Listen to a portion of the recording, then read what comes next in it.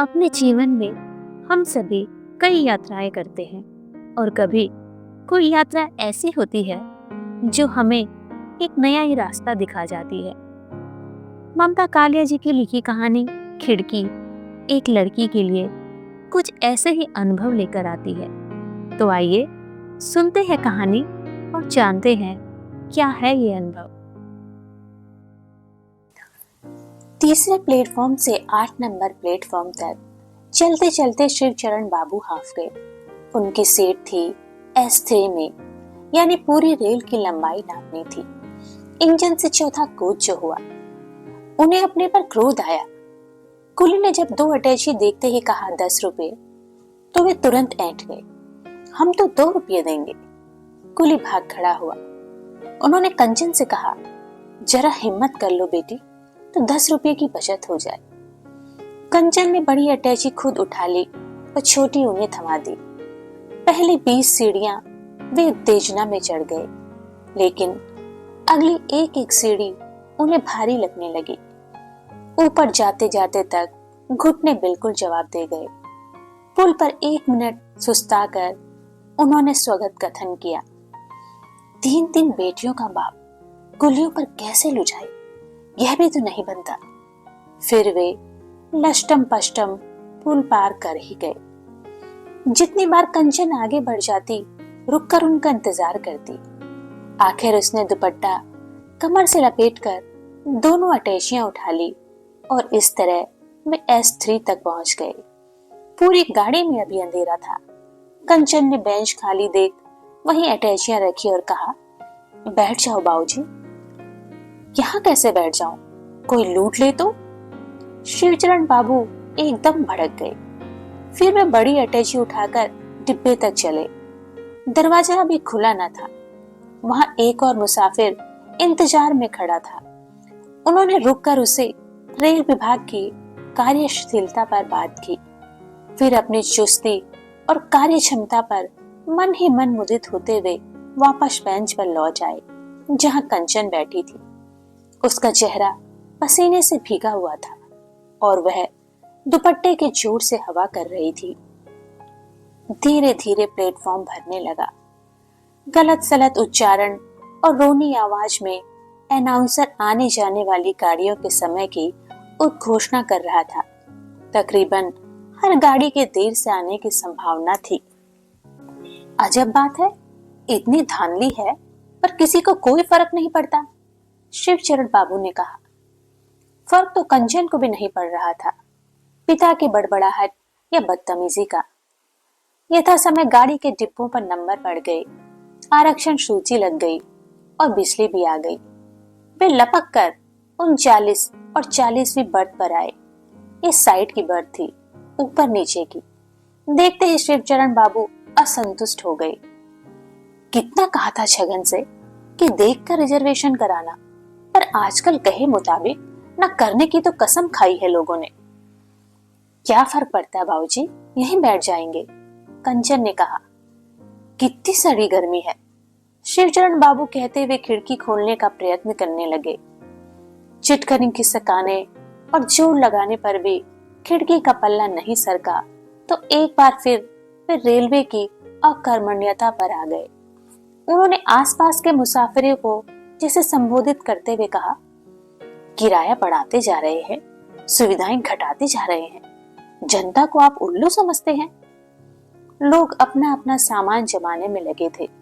किसी ने जवाब नहीं दिया।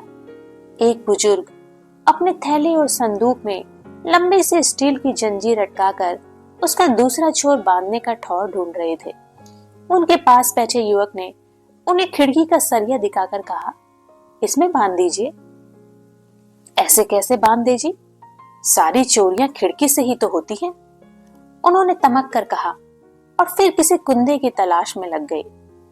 एक महिला बैठते ही अपने बच्चे को फीड के लिए दूध का डिब्बा खोलने में लग गई।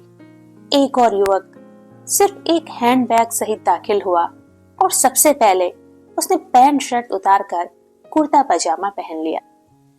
गर्मी इतनी ज्यादा थी कि बंद खिड़की सबकी आंखों में खटक रही थी। खुद कंचन ने कई बार खोलने का प्रयास किया, पर उससे खिड़की नहीं खुली। तभी सामने की सीट का युवक उठा। ठहरिए, मैं खोल देता हूँ। युवक ने चिटखनियां सरकाई, दाएं बाएं हाथ से ठोका और खिड़की के पल्ले को उठाने के लिए जोर लगाया। पल्ला टस से मस न हुआ। उफ, ये भारतीय रेल, कहता और झेपता हुआ वह अपनी जगह पर चला गया। शिवचरण बाबू के मन में अचानक यह विचार उठा कि यह खिड़की का पल्ला नहीं, शिव धनुष है। वे एजी दफ्तर में बड़े बाबू नहीं, जनकपुर के राजा जनक हैं और यह बगल में बैठी कंचन जानकी है। शिवचरण बाबू रोज सवेरे स्नान के बाद थोड़ी देर रामचरितमानस का पाठ करते थे और गृहस्थी में किचकिच, कतरब्योत और कंजूसी के बाद जो समय शेष रहता उसमें अपने जीवन के सवालों के जवाब मानस में ही ढूंढने का प्रयत्न करते। गर्मी के कारण डिब्बा भट्टी की तरह दहक रहा था। गाड़ी चल चुकी थी। बीच में बर्थ वालों ने अपने बिस्तर फैला दिए थे। बुजुर्ग सज्जन सामान में अटकी जंजीर अपने पैर में बांध निश्चिंत होकर लेट गए थे और सोने का उपक्रम कर रहे थे। ऊपर की सीट से उतरकर एक लड़का बोला, इतनी गर्मी में आप खिड़की बंद किए बैठे हैं, हद होती है। आप खोलकर देख लीजिए, शिवचरण बाबू ने मुंह ही मुंह में मुस्कुराते हुए कहा। लड़का बड़े आत्मविश्वास से खिड़की पर झुका। उसने प्रो लाइन की टी शर्ट और बफेलो की जीन्स पहनी हुई थी। वह लंबा और स्वस्थ युवक था। खिड़की से जूझते समय उसकी बाहों की मांसपेशियां मचलती, उछलती साफ दिख रही थी। खिड़की के पल्ले पर यथाशक्ति जोर लगाने की गरज से वह पिता पुत्री के बीच में जरा सी जगह में टिक गया और बड़े मनोयोग से संघर्ष में लगा रहा, पर खिड़की अपनी जगह से नहीं हिली। युवक ने झेप कर कंचन की तरफ देखा। वह बदस्तूर दुपट्टे से अपने को हवा कर रही थी। क्षण भर को युवक को यह गर्मी, यह उमस अच्छी सी लगी। शिवचरण बाबू ने कहा, अपनी जगह जाइए, यह आपसे नहीं खुलेगी। मन ही मन तो वह कह रहे थे, अब जन को माखे भट मानी, बीर बिहीन मही मैं जानी, तो जहूँ आस निज निज ग्रह जाहूं, लिखा न विधि बैदही विवाहूं। अब जब समाज में दहेज दिन दूनी रात चौगुनी छटा दिखा रहा था, शिवचरण बाबू को स्वयंवर जैसी प्रथा के बारे में सोचना अच्छा लग रहा था। कभी कभी वे कहते भी, मैं तो अपनी बेटियों को फूलों के गहने में विदा करूंगा। इन्हें मैंने पढ़ा लिखा दिया, अब जो इनकी कद्र करे वह मेरे सामने याचना कर इन्हें ले जाए। इतने उच्च आदर्श वाला कोई भी वर अभी तक न मिला था, न मिलने की सूरत नजर आ रही थी। उनकी बेटियों की उम्र क्रमशः 25, 23 और 22 हो चुकी थी और तीनों MA, LT करने के बाद इधर उधर के प्राइवेट स्कूलों में अस्थायी नौकरियों में दुखी थी। इससे राहत महज इतनी थी कि दिन के कुछ घंटे माँ बाप के सीने से बोझ हटा रहता और लड़कियों को पिता से जेब खर्च मांगने की जरूरत ना रहती। बावजूद गर्मी और परेशानी के कंचन को इस बंद खिड़की में खेल का मजा आने लगा। उसने पिता से कहा, बाबूजी, आप ऊपर जाकर सो जाओ, कम से कम पंखे की हवा तो लगेगी। शिवचरण बाबू काफी थके हुए थे। बिना प्रतिवाद के बेटी की बात मान गए। ऊपर की बर्थ पर लेटकर उन्हें कुछ चैन मिला और आंखें मुनने लगी। नींद तारतम्य में नहीं थी, फिर भी थी तो। हिचकोले से आंख खुलती तो एक बार झांक कर नीचे देख लेते। बिटिया अपने निरापद एकांत में सजग बैठी है, यानी सामान की रखवाली हो रही है। अलीगढ़ स्टेशन पर 2 दिन सवारी चढ़ी। यह छात्रों की टोली लगती थी। एक लड़के के पीठ पर लाल रंग का रक्सैक था और हाथ में वाटर बॉटल। शायद इन सब का आरक्षण नहीं था। इस कोच का दरवाजा खुला देख वे चढ़ गए थे। वाटर बॉटल देखकर कंचन को प्यास महसूस हुई। उसे अपने पर झुंझलाहट हुई कि कंधे के थैले में गिलास तो 2 हैं, पर वाटर बॉटल लेकर चलना वह भूल गई। उसकी बर्थ पर एक युवक बैठा तो उसने संकोच से कहा, थोड़ा पानी देंगे? जरूर। युवक ने अपनी वाटर बॉटल उसकी ओर बढ़ा दी। युवक ने बंद खिड़की की तरफ देखकर उससे कहा, आपकी इजाजत हो तो इसे खोल लें। कंचन ने सिर हिला दिया। युवक काफी देर खिड़की के पल्ले से जूझता रहा। उसके सामने माथे पर पसीने के मोती चमकने लगे। पानी बड़ा शीतल था। वाटर बॉटल के स्टिकर पर नाम लिखा था AKAMU। कंचन ने वाटर बॉटल लौटाई। युवक ने वही खूंटी पर वाटर बॉटल लटका दी। आपको ऐतराज ना हो तो मैं यहाँ कुछ देर बैठ जाऊं, कानपुर तक जाना है। कंचन ने सिर हिला दिया। युवक ने आसपास के दृश्य पर नजर घुमाई। नीचे की बर्थ पर सोए बुजुर्ग के पांव में बंधी जंजीर देखकर वह हंस पड़ा। कंचन भी मुस्कुराई।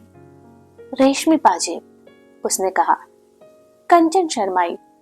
आप पढ़ती हैं? पढ़ाती हूँ। माफ कीजिए, मैं पढ़ता हूँ, इसलिए सारी कायनात मुझे स्टूडेंट ही लगती है। कंचन को अफसोस हुआ उसकी पढ़ाई इतनी जल्दी खत्म क्यों हो गई। उस युवक के साथ ही अभी खड़े ही थे। बड़ी गर्मी है, एक ने कहा। बाहर तो कुछ सुहावना था, दूसरे ने कहा। शिवचरण बाबू की नींद उचट गई थी। उन्होंने सिर पर खड़े लड़कों का संवाद सुना तो कटखने अंदाज में बोले, फिर बाहर ही जाओ, यहाँ क्यों खड़े हो? बाहर खड़े रहने से कानपुर नहीं पहुंचा जा सकता, दूसरे ने फौरन जवाब दिया। शिवशरण बाबू को हंसी आ गई। बड़े तेज लड़के हैं भाई, उन्होंने सोचा। चलो अच्छा है, सामान की ही चौकसी रहेगी। लड़के बारी बारी से खिड़की से जूझे। शिवचरण बाबू उन्हें चुनौती की मुद्रा में देख रहे थे। एक लड़का बहुत लंबा चौड़ा था। उसका रंग गेहुआ था और उसके चेहरे पर मूछें फब रही थी। देखने में वह किसी बैंक का मैनेजर या आर्मी का अफसर लग रहा था, बल्कि वह इस वक्त शिवचरण बाबू को बाणासुर लग रहा था। उसके पास खड़ा लड़का रावण प्रतीत हो रहा था। उनमें से कोई भी खिड़की खोल नहीं पाया।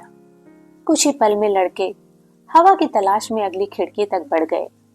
एक वहीं बैठा रहा। शिवचरण बाबू की आंख फिर लग गई।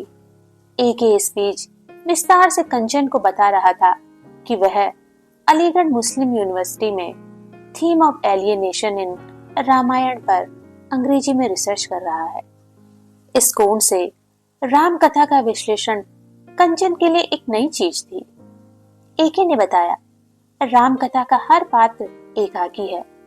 राम पत्नी के बिना वन में, सीता राम के बिना लंका में, भरत स्थानापन्न राजा के रूप में अयोध्या में, लक्ष्मण उर्मिला के बिना और उर्मिला पति के बिना राजमहल में, कौशल्या बेटे के बिना एकाकी है, दशरथ भी एक अजनबी की मौत मरते हैं, कैकेयी पूरे समाज से तिरस्कृत अकेली है, यहाँ तक कि रावण भी अपने एक पक्षीय सम्मोहन में एकाकी है। एलियनेशन के सूत्र पाश्चात्य साहित्य में ढूंढने की बजाय भारतीय समाज में ढूंढे जा सकते हैं। राम कथा में विनय और भक्ति के अलावा बड़ी गहरी और बहुस्तरीय अंतर कथा है, जिस पर लोगों का ध्यान नहीं जाता। कथावाचकों ने उसको एक सरलीकृत रूप दे दिया है, जबकि यह एक जटिल कथा है।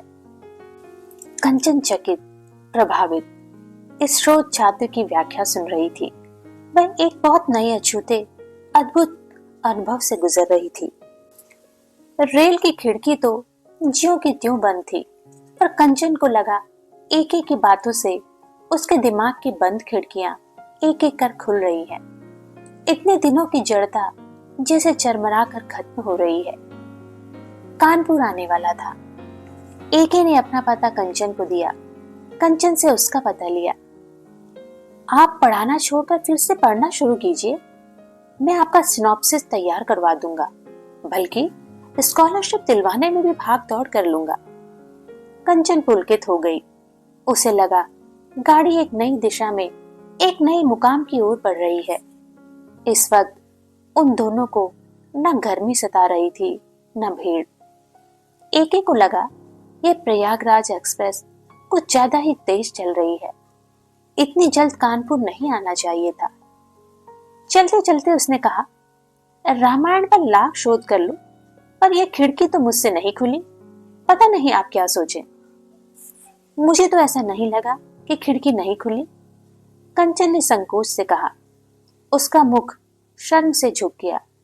उसे अपने भविष्य की खिड़की खुलती नजर आ रही थी। उसने तय किया वह घर जाकर सबसे पहले अपनी किताबों पर पड़ी धूल साफ करेगी।